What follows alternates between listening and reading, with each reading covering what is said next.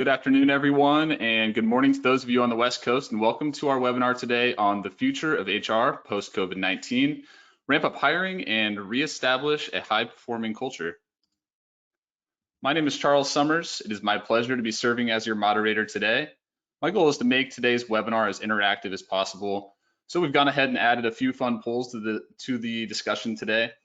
If you have any question at any time during today's presentation, please use the GoToWebinar questions queue.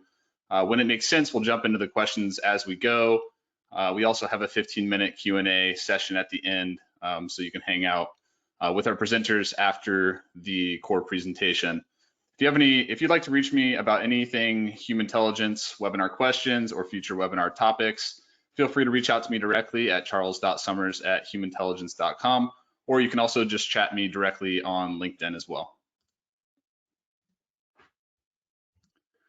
As the economy begins to open up in the aftermath of COVID-19, there's no doubt this is a challenging time for our companies and our cultures. More than anything, we all hope that you and your loved ones are safe and well.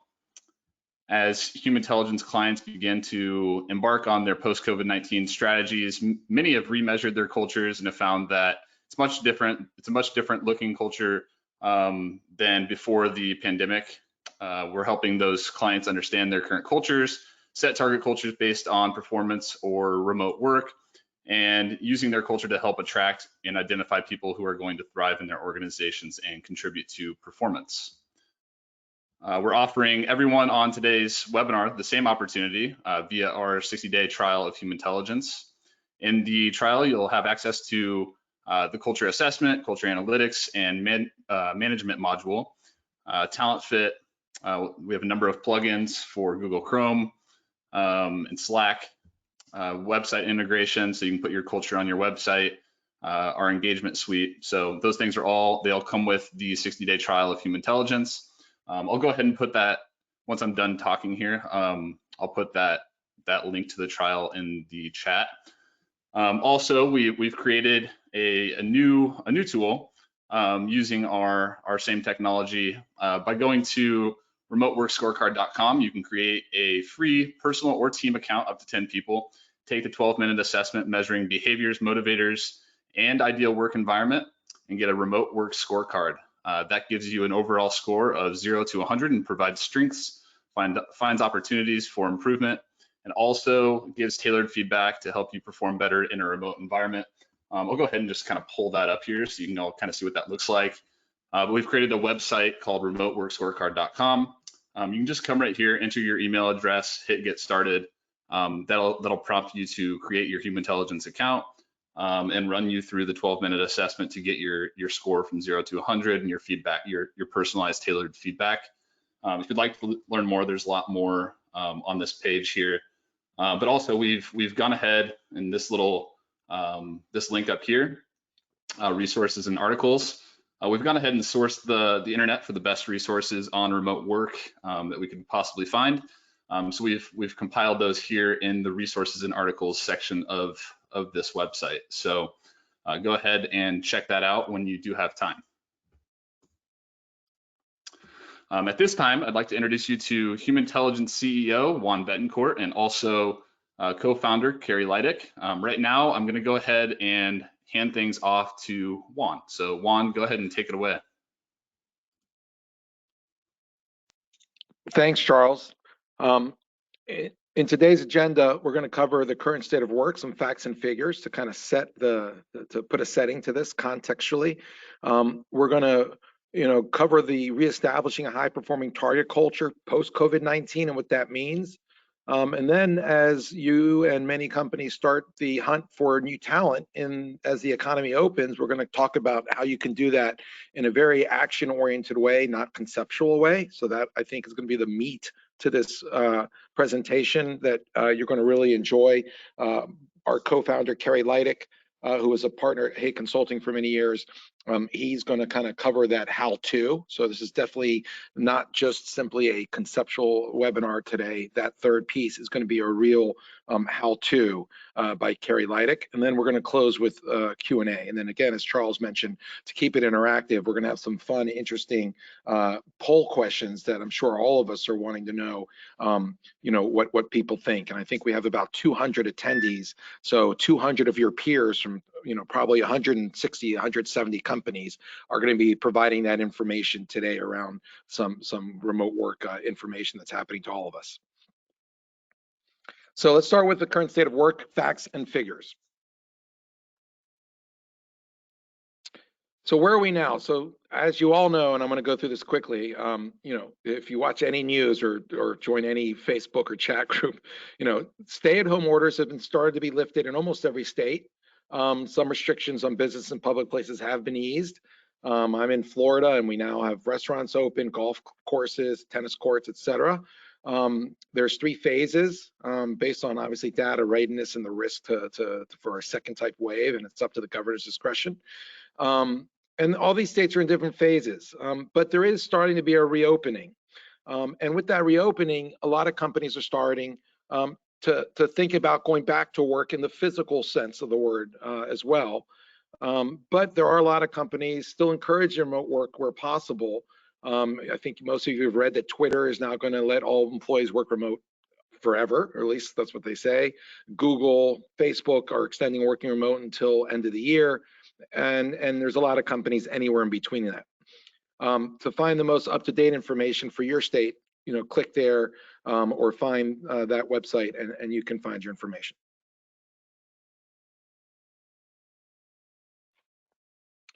So who's been hardest hit? We've all been reading the headlines that 32 million people have filed for unemployment. Now, a lot of those are furloughed, where they're likely to be hired back more quickly than a typical unemployment, which lasts 6 to 9 months.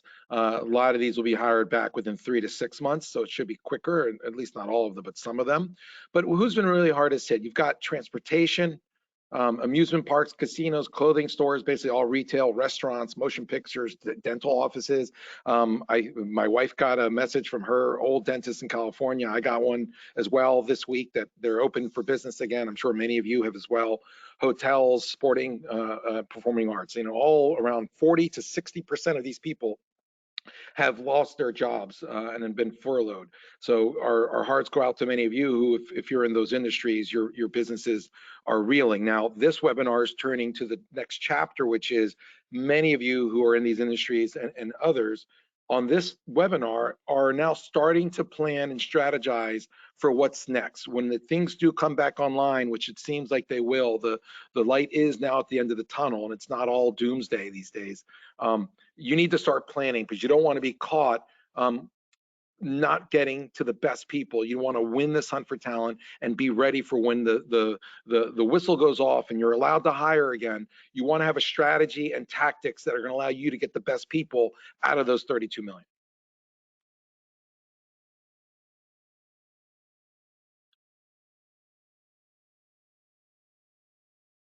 So who is maintaining or thriving in this environment? Obviously, companies that require minimal or no in-person interaction, like e-commerce companies like Amazon, technology companies that facilitate remote work like Zoom, chat groups like Slack, Netflix.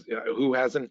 I never actually downloaded a film online, and I'm 50 years old. In 20 years, I've watched seasons of Ozarks. I've seen The Heist. So those companies are thriving. Microsoft, etc. And essential businesses like grocery stores, public services, and government places. Obviously, those are the ones who are thriving, but the majority of companies are not. But soon we'll start to hire again.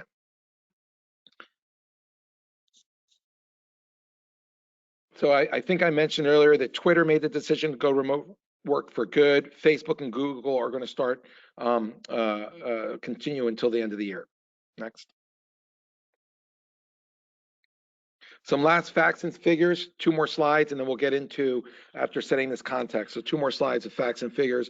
Of 800 people surveyed, I think, regarding employee and candidate perspectives, 54% had this experience of working remote, 66% want to do a mix. They've actually realized they like working remote.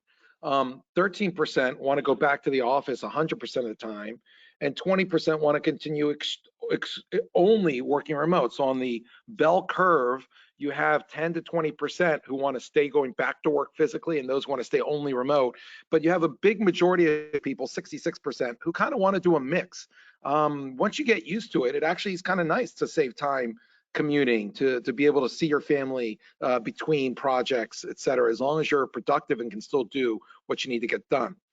32% said they are working more hours actually by working remote, and 20% say they're working less hours. So as a net, companies actually benefit with more working remote. And instead of it being a benefit where, oh, Fridays you can work remote or work casual clothes, now it's something that's seen as a positive all week long.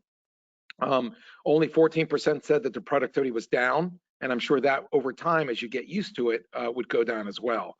Now, the biggest issue is the ability to separate your personal and work life. Some people just can't do that, and having distractions like family, TV, and other things around the house, that's hard for some people. Next. From the company's perspective, right, that previous survey was the candidate or employee perspective. The company perspective, 66% of companies already have had some kind of remote work, and that was usually that Friday or Monday you could work from home before COVID. However, 50% of companies have made permanent changes to remote work policies as a result of COVID. About half of companies, 54%, have started to make an effort to prepare for future situations, okay, post-COVID. And then you have 17% of teams. So there's the individual scenario, and then there's teams. It really is different to work as a team without the whiteboard, without all being in an office and going to physical meetings. How do you do that remote? And so about 1 in 5 teams have struggled to adapt.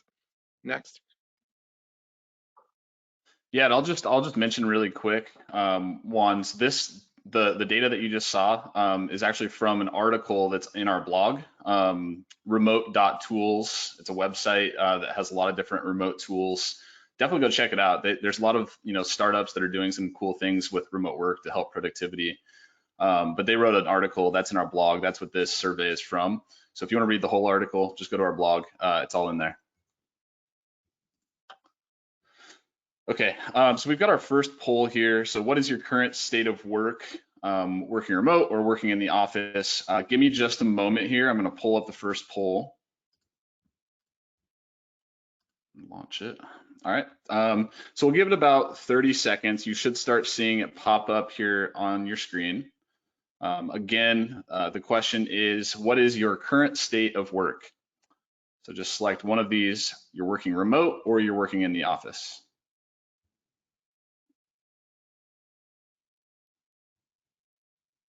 Give it about 15 more seconds here.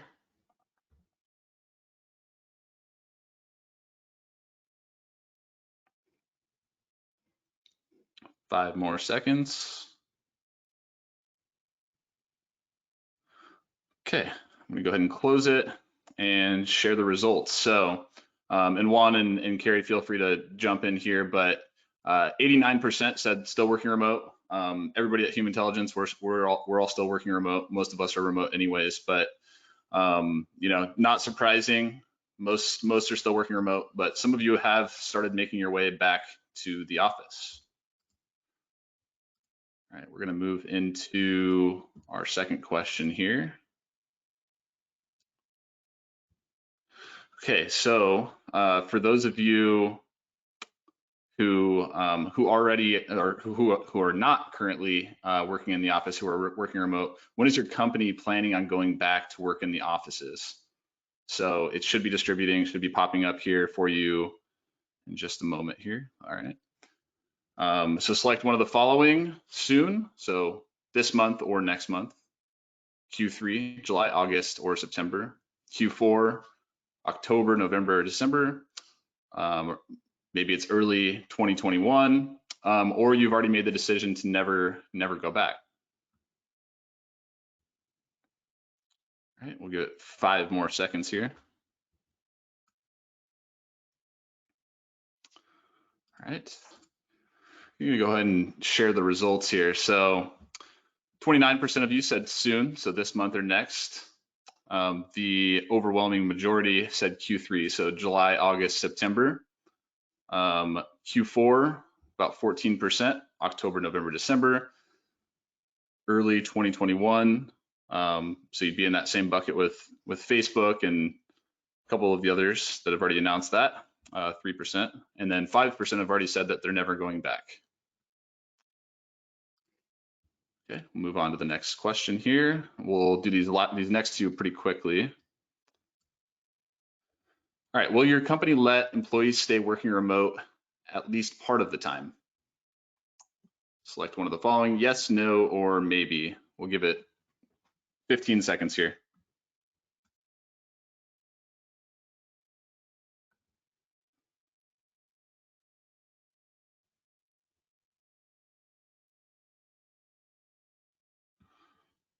Do 5 more seconds.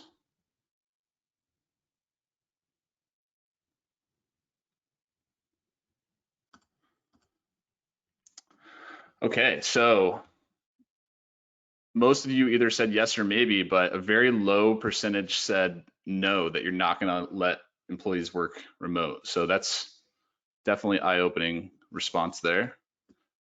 Move on to our last one.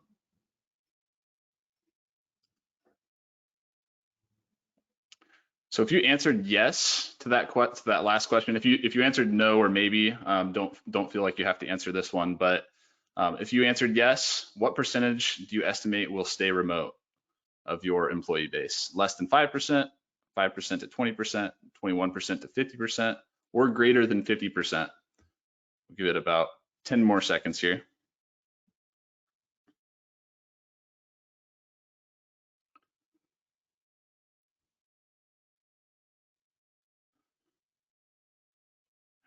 Five more seconds. All right, we'll go ahead and close the poll. All right, so 7% of you said less than 5% of employees will stay remote. 32% said 5 to 20% will stay remote. 38% said 21 to 50%. And then 23% of you said greater than 50% of your employee base will stay remote. So the majority were kind of in that 5% to 50% of employee range there. Okay, so let me zoom past these, and I'll put when I send out the slides, those answers will be in those slides in the PDF version of the slide deck. All right, Juan, I'm going to kick it back to you. Great, thanks, Charles. So reestablishing a high-performance target culture for post-COVID-19. This next part of the webinar is kind of getting your minds around, your culture, and this is an opportunity to kind of upgrade your culture post-COVID with hiring a culture of intention. Next slide. So first, let's kind of get our arms around what culture is, because a lot of people seem confused by this, and I understand in the last 50 years there hasn't been much data around this. It's really been writing it from the top down to the bottom. CEOs and executives putting it on a whiteboard and a booklet on your T-shirts, coffee mugs. So we're going to get more clear now. Regarding HR and culture, COVID's actually been a great educator. So Carrie Leidick, the co-founder of our company, has been working with our clients across many different industries. And so he's seen clearly how culture has changed during COVID-19. So basically what he has concluded is that our clients have been telling us that their cultures are starting to look much different now than before COVID-19. Now with remote work data and insights, they're defining new target cultures and are better prepared to win the hunt for the right talent in the post-crisis environment. Now, stay here, Charles. So as you saw on the survey questions about letting people go back to work, 70% of you aren't sure if people are going to stay working remote. Okay, 30% said yes, and only 2% categorically said no. So the majority of you, clearly 98%, working remote or part of the company is a culture change, is a shift in culture. The way things get done, whether you're part of a team or self-reliant, or there's a lot of processes and being self-adaptive, These are all new cultural attributes that every company needs, and certain people are working remote. And so our experience with clients, and probably most of you, realize that productivity and performance will go down if companies don't figure out how to work remote, and that is a new culture shift. Next. Okay, so a quick reminder on what culture is. We, Humantelligence, did not define culture, okay? We just came up with the quickest way of measuring it. This definition here is what Burson by Deloitte, one of the leading culture institutes in the world that have over 250 people, many of them industrial psychologists researching it. PwC Katzenbach Center, same definition. So let's see what they define culture as. Again, not our definition, we just measure these things. Okay, culture is the way things get done. That's what we call in our tool work styles in your organization. It's sustained patterns of behaviors, okay? We measure behaviors. So does DISC, Strength Finders, Predictive Index. They measure behaviors. They don't measure the way things get done though. That are supported by shared experiences. So call that values and what motivates someone. So we measure motivations. That's something that, for example, or a couple of the tests through SHL or DDI. But most of the behavioral tools do not measure that. And the beliefs of the organization. Culture is what transforms individual employees into, and this is important, a collective cohesive whole. So it's not so much top-down 5 executives defining culture and telling everyone to be that, live that, and memorize it for their engagement survey. It's really bottom up. Who do you have in your company bottom up as a collective team? So what's the culture of a team if you look at each of their behaviors, motivators, and work styles? So you're going to hear that a lot with Kerry as he talks about how to do it. Remember the phrase for our framework, BMW. It measures what's highlighted in yellow there. B for behaviors, M for motivators, which is values, and W for work styles or way things get done. Okay, the last sentence in yellow, when you can actually measure and manage culture to an intention and align it with strategy, organizational culture can drive results. Next. Oh wait, Charles, stay on that slide. What is missing? Oh, go back to that slide. What is missing from this slide? What is not what Deloitte, and what is not on there for PwC? And what do we not measure? Engagement surveys. It's very interesting that an engagement survey is not mentioned here. And whether people are happy or not happy is not listed here. Okay, that is an outcome. Whether somebody is a good culture fit for a company, somebody can have a good day, a bad day, can not get a promotion. It doesn't mean that they're not a good culture fit for the company. And their results on an engagement survey about whether they're enjoying the company or not is not culture. And so I want to make that distinction. We are not an engagement survey, and many of you who have engagement surveys, that is not measuring your true culture of your organization. Next. And to that point, let me explain what culture is not. First, it's not your company vision or mission. And by the way, on the left here, these are all super important things. You need to have these. So you need a vision, you need a mission, but it's not your culture. Culture supports that. Employee benefits and perks. Everyone knows that Apple and Microsoft have completely different cultures, different products, different services, completely different, energy and vibration all the way through to the store experience, right? Apple and Microsoft could both give free phones to their employees, free work from home Fridays, 4-day work weeks. It doesn't mean that Apple and Microsoft have anything to do with each other.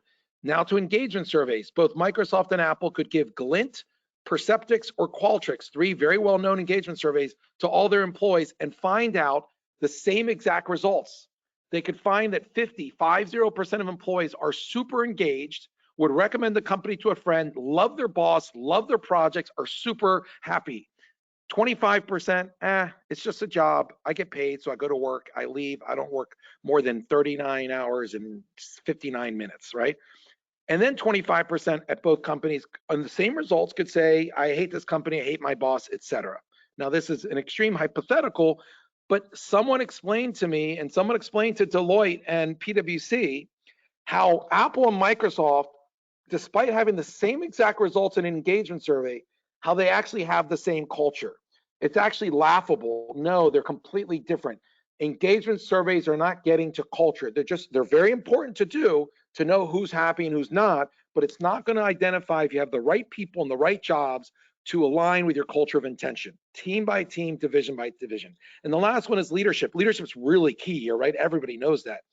But the CEO of GE, the CEO of Coca-Cola, the CEO of Procter & Gamble, you name any major company, and they would love it if everybody in the company just followed their example.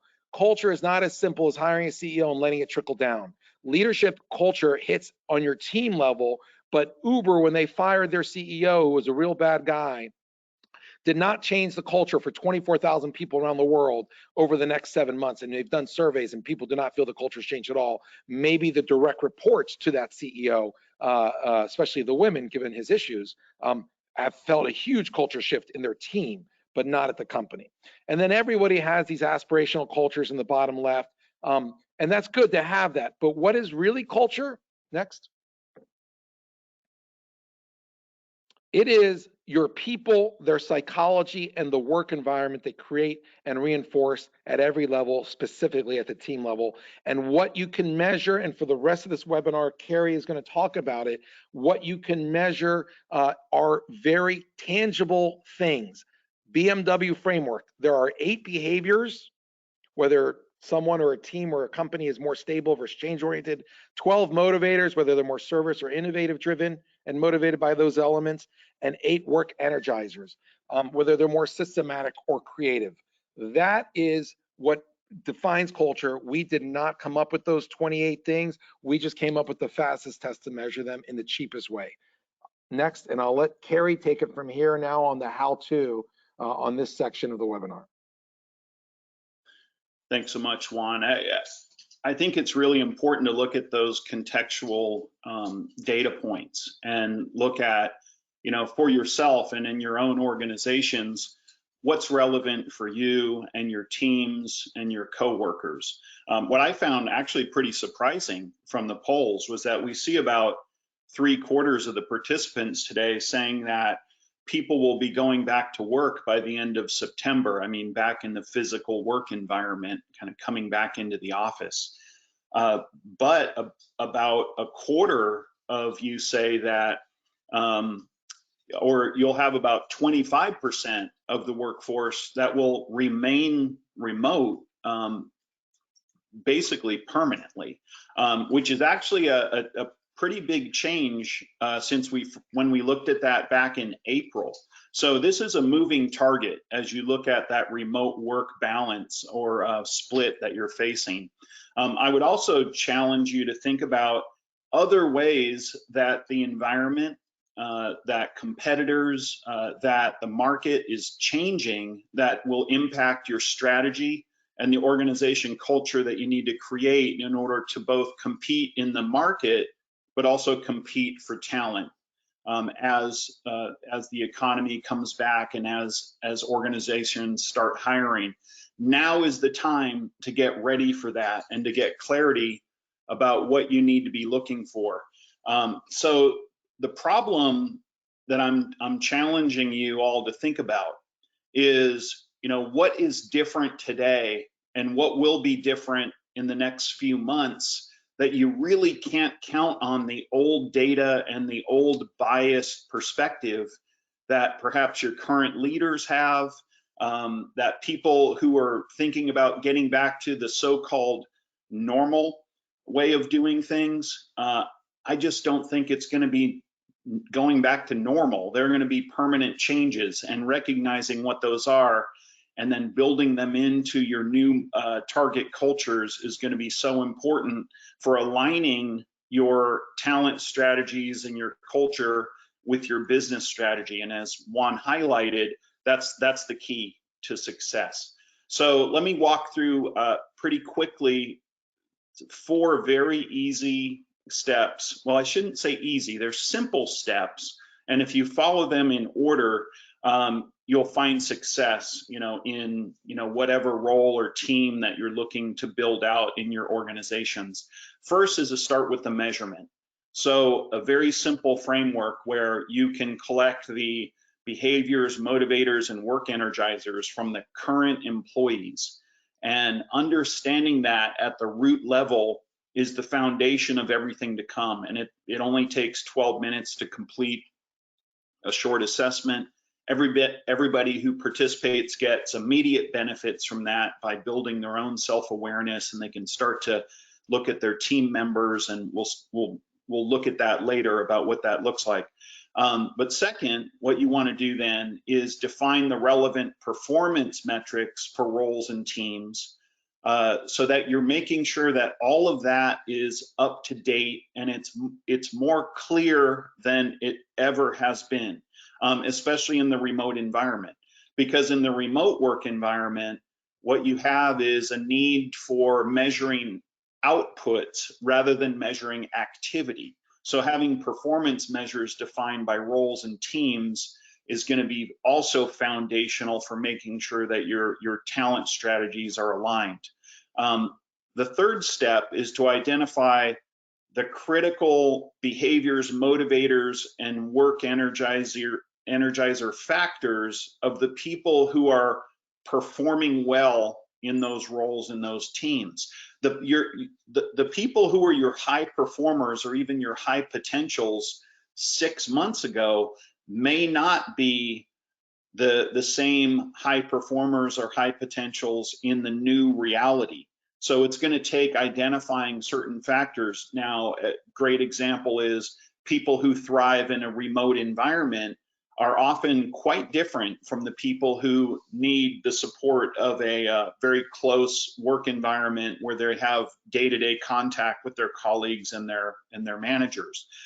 Step 4 is to then set the target cultures for those roles and teams and develop action plans. Now, those action plans are based on implementation of that target culture, either through development of teams, leaders, and team members, employees, or recruiting plans and hiring plans that will allow you to get there in the quickest way possible. So let's walk through each one of these steps in just a little bit more detail, and then we'll move on to the next section. Cool, and I'll just add, so the 4 steps that Carrie just went over there, and is going to continue to go over, as well as some of the hiring stuff that we're going to get into. Those things are all available in the 60-day trial of Humantelligence. So use that link. But I'll get out of the way. Carrie, I'll move it to the next slide here. Yeah, sure. So as it's highlighted here, the behaviors, motivators, and work energizers of the current employees. This is something very quick, very easy to do. As Charles mentioned, you can even do it free of charge for the next 60 days. Get that data collected. Even if you end up, not going forward after 60 days, what you're going to find is that your current employees are going to get a huge benefit because they're going to get tips for working remote, tips and recommendations. They're going to build self-awareness. Also for your candidates who are coming through, you can also use it for candidates. You can start to use that feedback that you give to candidates as an employment branding tool in the market that allows you to position yourselves as different than other employers looking for talent out there. Let's go on to step 2. Now, step 2 is all about the clarity in the roles and the teams that you're going to be building. So your sales team, for example, that used to work all together in the same office in Omaha, may now be working out of their home offices, and it's going to take a different type of work energizer, a different type of motivator in order for those sales team members to be successful. Start measuring it now and start connecting those performance outcomes with those measures. And so defining what those measures are is step 2. And then in step 3, as we move on to that, we're going to start looking at the difference between your average and your lower performers in the new reality compared to the people who are excelling in that reality. And that identifies those critical factors of people who are performing well. And then we're going to use those critical factors when we go out and search for talent. And that's what we call creating target cultures for those roles and those teams. And then the action plans will lead into development conversations and development plans for existing team members in order to close the gaps between the current and the target culture, as well as your recruiting plans for who you need to attract and who you need to recruit and hire. So let's go on from here into winning the hunt for talent as the economy reopens. Now, Juan, did you want to comment on this? Let's go ahead and move to the next slide, Charles. Yeah, thanks, Kerry. So winning the hunt for talent. So as you guys know, 32 million people unemployed. There's a 14% employment rate. They think it could jump to 25% before this is done, probably the same timing that most of you, Q3, we're all getting back to work. There's gonna be a lot of resumes you're getting when you do start to open up and hire, right? The analogy that one of our clients gave us that uses our recruiting tool in 2019 was, one, there are so many resumes now with all the social media and LinkedIn and all the different job boards. When we do a posting, we get thousands of applicants, okay? And it's a needle in a haystack, and that was pre-COVID, okay? So pre-COVID, you felt like you got a pallet, you know, like these big pallets they drop off at grocery stores of the products. Imagine 20 boxes with resumes. That's what it was like in 2019. Can you imagine what it's going to be like now? It's going to be even harder to find that needle in a haystack. There's going to be 3 times more candidates searching for jobs than before.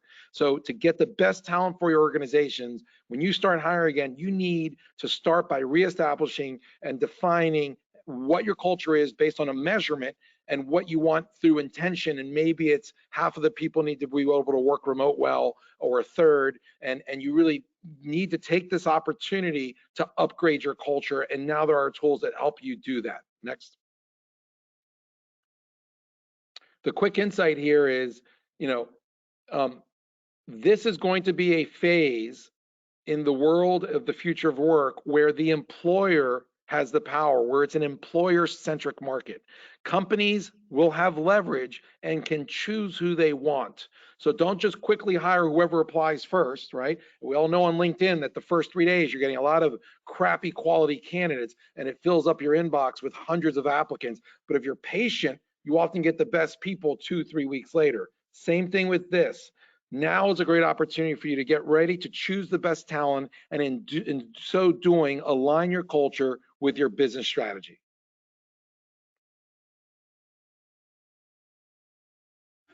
Okay, so I'll jump into another poll here quickly. I want to make sure that we have some time for the Q&A session at the end, but let's go ahead and launch this question. What stage most closely fits your situation?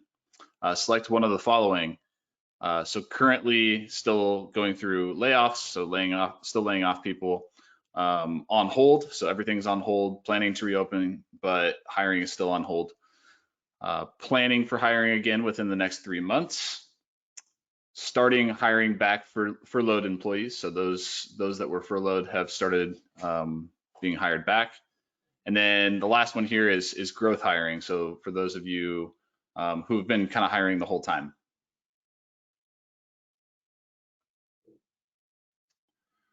All right, we'll give it 5 more seconds.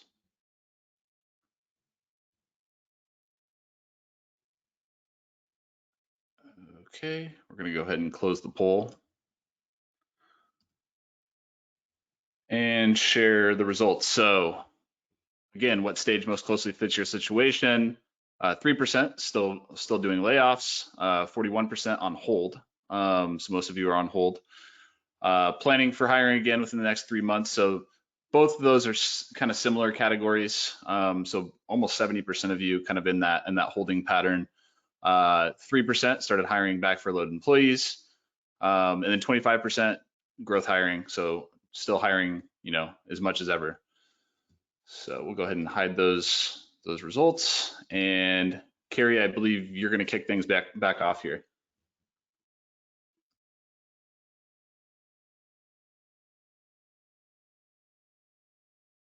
I certainly will if I can find the unmute button. There it is. Okay. Yeah, so what I heard in that poll is that over half of the participants today are either in growth mode and they're going out and hunting for talent and taking advantage of the situation in the market right now, or planning to hire within the next 3 months. So to me, that's a great signal that things are going to be on the rebound and there are going to be a lot of organizations out there looking. But as Juan emphasized, there are going to be a lot of candidates searching, and being able to find that needle in a haystack is critical. So 3 things to keep in mind as you move forward. Culture, we went over it, the 4-step process, and especially step 1 in getting that benchmark culture set for how it is today, and then moving into the step 2, 3, and 4 in order to identify what you need to do for the future, what we call target culture. Remote work options.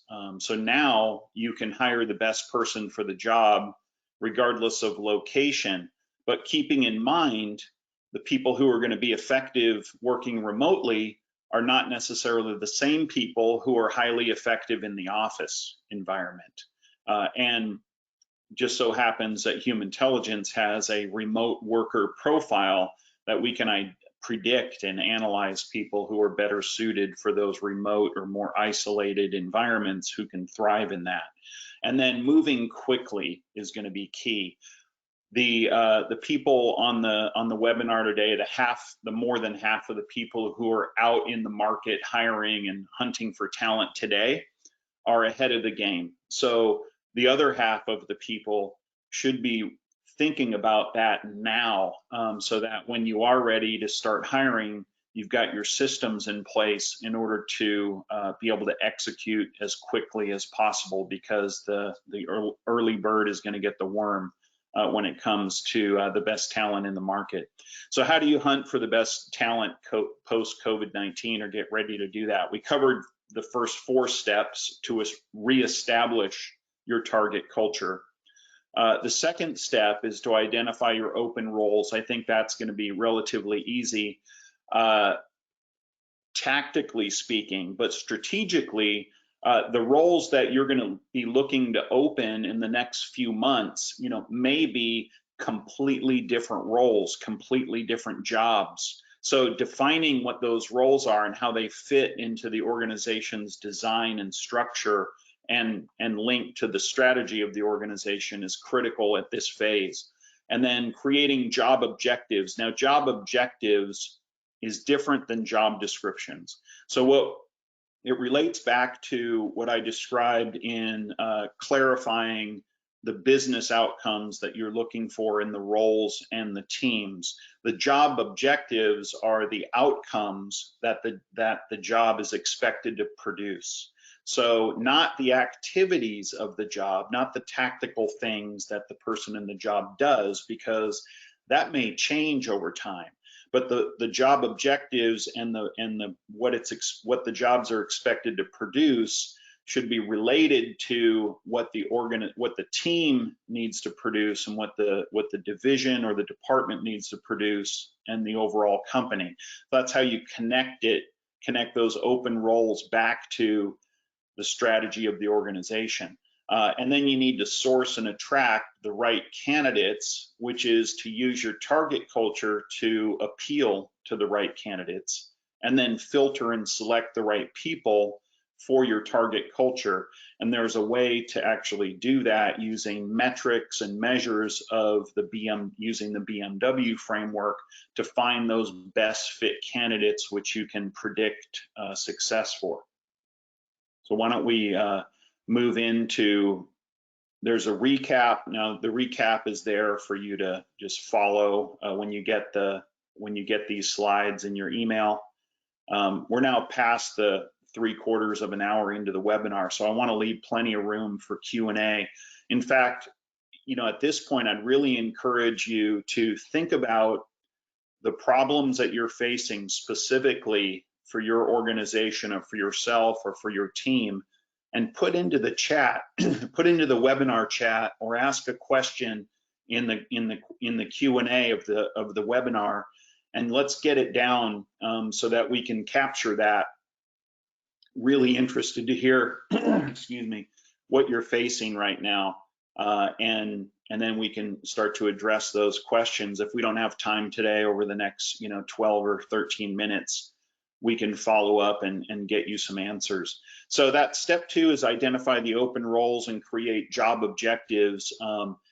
You can actually do that in the Humantelligence platform using what we call our talent fit applicant tracking system. We have a candidate solution in there where you can create those job objectives and open roles. And then from there, if we go to step 3, we start to identify the target cultures that will be associated with those roles, and all of that works within the software platform.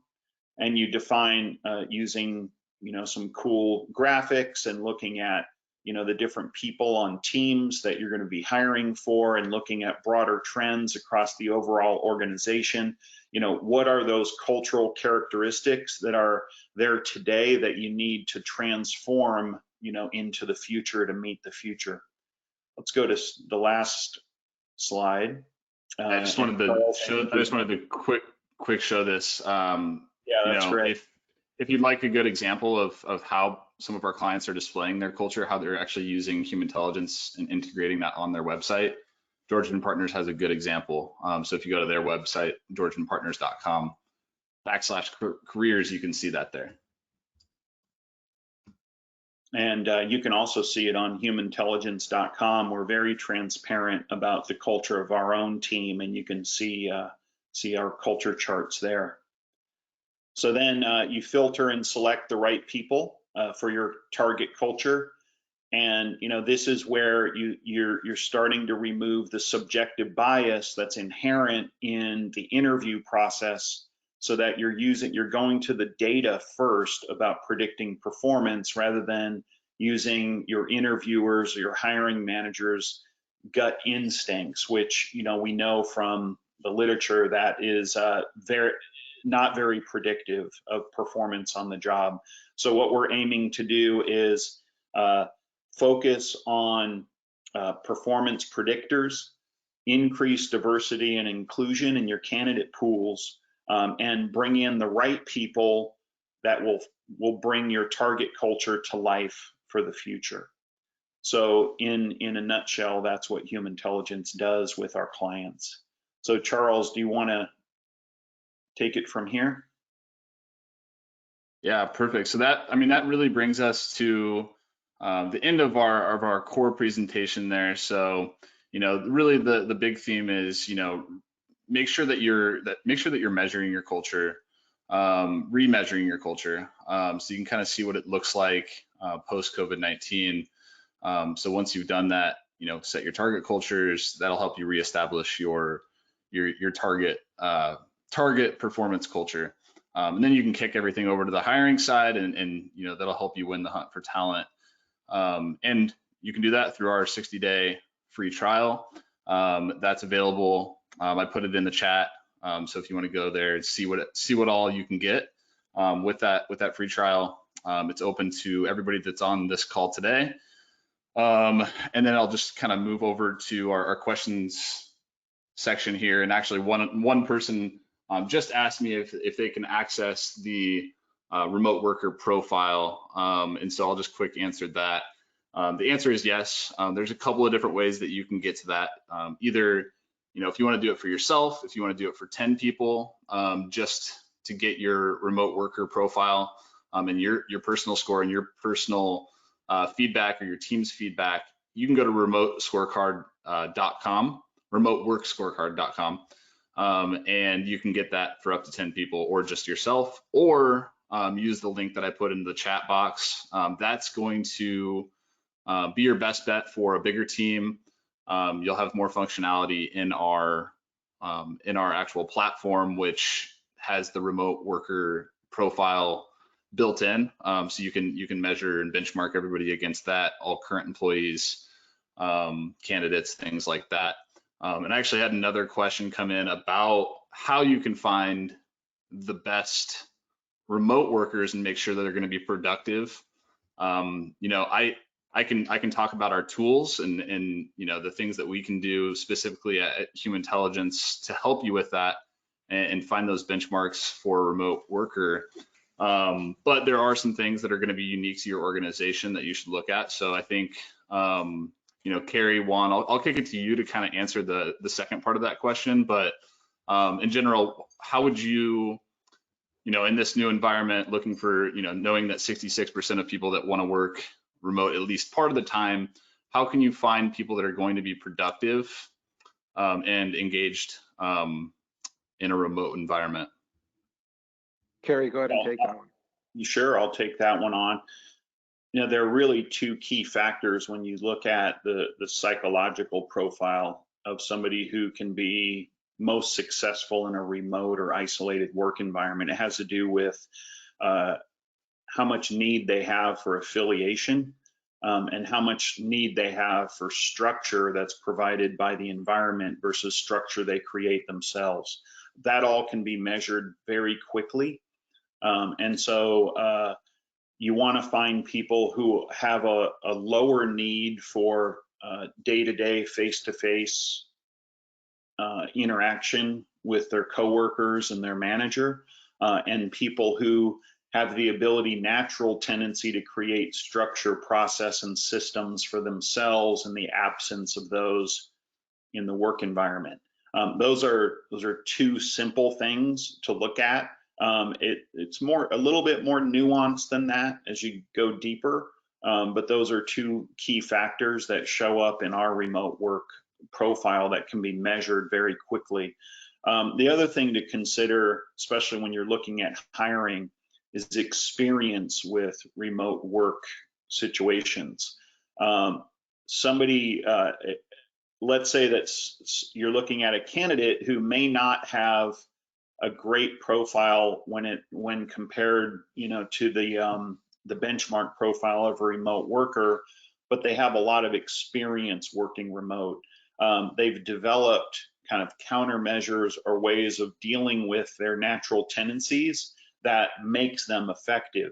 So what you want to be really a red flag would be a candidate who does not have experience working remote, who has a low fit to the remote worker profile. That would be a risky candidate. So that's something that's pretty easy to identify in the Humantelligence platform. Perfect. Kind of while we're on the topic of tools and things that you can do, one person did ask how we compare, or I guess is making this, you know, or asking the question, would you please contrast your profile with DISC, PI, and there's another one here I'm not familiar with, Emergenetics. So I think if we could talk about that a little bit, Juan or Carrie, how we're different or even similar. I know there's some crossover with DISC. So I don't know the third one. Carrie, do you know the third one? Emergenetics? It's also a DISC-based assessment. Okay. Yeah. So here's kind of the high level how we're different than those other ones and how we're similar, because obviously there's overlap. So as I mentioned, we measure BMW, behaviors, motor areas, work styles. We are also using DISC methodology on the behaviors. So all the tools mentioned there, predictive index strain finders, even Caliper, Emergenetics, Berkman, strain finders by Gallup, all of those are using DISC methodology to call them different things. Like us, we call them different words, but are measuring behaviors. 90% of tools do that. So in that case, we're very similar, almost exactly similar, except we're a little faster than those other ones and a little cheaper. Now, next is of BMW motivators, which are values. That's part of the tool we measure is like Hogan or Lominger or a couple SHL or DDI tools. So we're also different though. Those take an hour, 45 minutes to an hour. Ours takes about 5 minutes. Those are hundreds of dollars. You need a consultant with chunky reports that are hard to get through, and ours is quick and easy to understand. Third, we measure work environment. What gives you energy? So and none of those other tools do. So the difference between those that were mentioned and then some of the other motivator and value tools, we're the most comprehensive set. We do BMW 28 things versus a lot less, and we do it faster in 12 minutes. Nobody can do it in an hour. Now, the difference is, don't stop there. We don't charge for the assessment. Those companies do, because for those companies, self-awareness is all they're doing, and that's all you get. We're moving into emotional intelligence, EQ, for your entire organization. So it's information and insights, not just for the workshop, but in every email you write, clicking on the name of the person and getting tips on how to communicate, motivate, influence. So imagine everybody in the company 24/7 on any device, whether in their car as a field service rep, at an AT&T store, or at corporate on their computer and laptop. You click on the name of somebody in the system, in your email, Gmail or Outlook, or in a calendar invite, and it tells you how to communicate. In the calendar invite, it tells you what the team culture is, who you should pick in the meeting that you're about to do a video conference, that is a person who's best suited to lead the action item to lead that project, or to do the most research if they're knowledge based. So it's a kind of, we call it EQ everywhere. Those other assessment tools out there are not EQ everywhere. They're not built as an enterprise solution. Those are just tools. Ours is an enterprise solution that you can leverage, and all of your employees can leverage all the time. Our platform is scalable and actionable, and you could have 20,000 people up and running in a week. Those other tools, that's not the case. Those are the principal high-level differences between those kind of behavior-based tools and ours, which is a BMW, behaviors, motivators, and work style tool.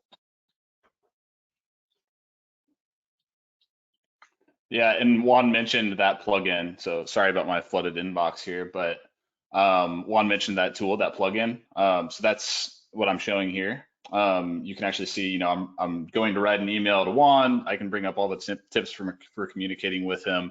That's available in Slack. That's available on the calendar. That's available in LinkedIn, email. So there's a lot of different things that you can use there. So I do have. Looks like we have time for maybe one more question. So let's do one more question. I appreciate everybody hanging out with us. The last question here, my sales team needs to improve their KPIs. Can you give an example of how I can use culture to improve those KPIs? So I think it goes back to our slide earlier where we gave the sales example and aligning culture to those KPIs or performance. But Juan or Carrie, maybe one of you guys want to step in there and quick talk about that. I'll let Carrie go on this. Yeah, I really can't emphasize the clarity message enough around it. It's 12 o'clock. Hey, it's 12 o'clock. And it's really the best conversation to start with, you know, especially if you're an HR business partner, talent acquisition professional, is really get a handle on, you know, what those outcomes are that is expected of the team and of the role. Have that conversation first, and don't make any assumptions that it's going to be based on even last quarter's results or last quarter's objectives. The more quantitative it can be, the better off you'll be on that.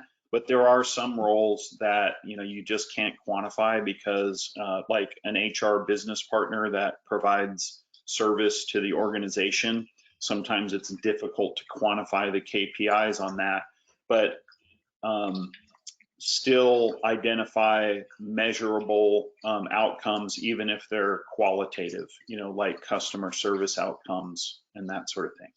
Does that help, Charles? And Charles, please check me if I didn't address the question thoroughly. Yeah, no, I think that makes sense.